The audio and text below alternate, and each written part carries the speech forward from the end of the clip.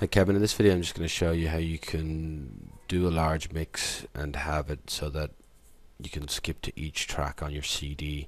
So what you're going to have to do is render off the sections that you want and call them track 1, track 2, track 3, and then you'd have to put them into your CD burning software like something like iTunes and then place it together like that. So here I have a 25-minute mix with 7 tracks. So I want them to be burnt onto CD and then I can jump to whatever track on CD. So I'm going to have to create each track individually and render them off. So here's my first track here. And what I want to do is just create a loop region. So I'll just double click on the time bar and you'll see that a little yellow bar has appeared, and then I can stretch it out to the length of the track.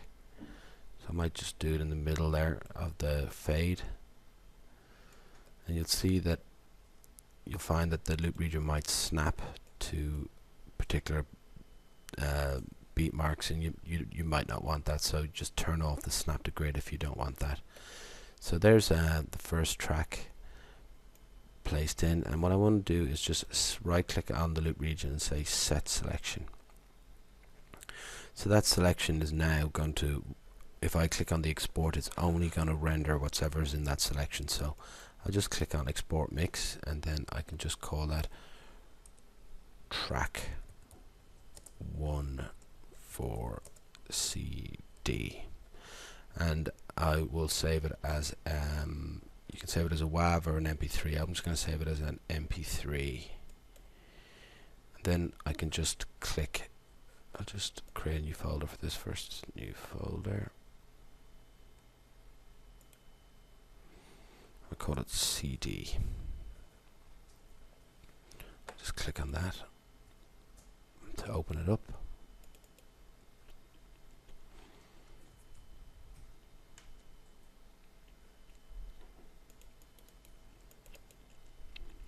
And then I'll just click save.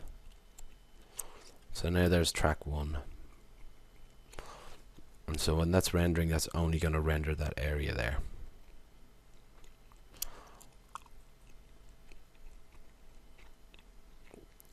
And then what I can do while that is rendering, I can still work away.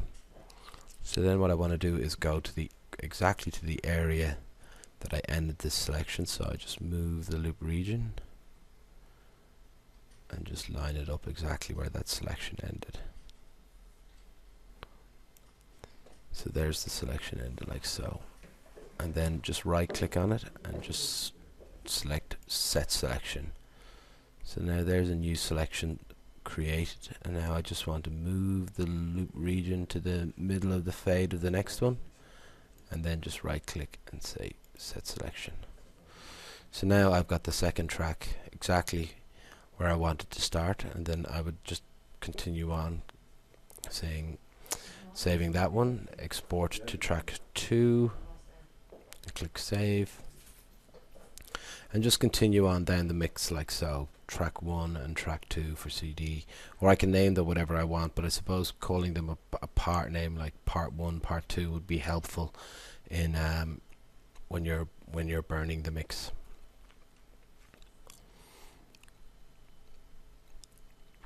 So then I would just move on to the next track, so I can just line it up with the selection there, so that looks pretty. You can always zoom in to get it exactly where you want. So I just line it up here, and then I just select set selection again, and I can always just move it to here and right click and select set selection. So I'm just editing off each selection as a track.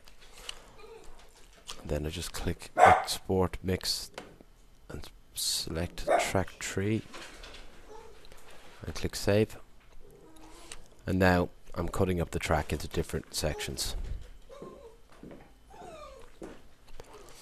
And then when I go into my iTunes, I'm sure there's the same in Windows Media Player, you can just, when you create your playlist and then click burn, in the advanced there is join CD tracks. So you would just drag in track 1, track 2, track 3 for burning, and then you just click the join CD tracks option in iTunes, and then it will burn track 1, track 2 and track 2 together, and you'll be able to jump from 1 to 2 to 3.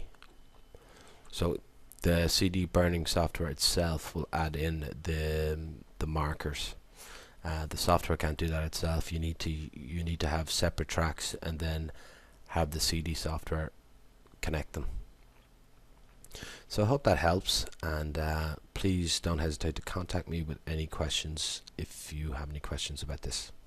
Hope this helps. Thanks very much. Bye bye.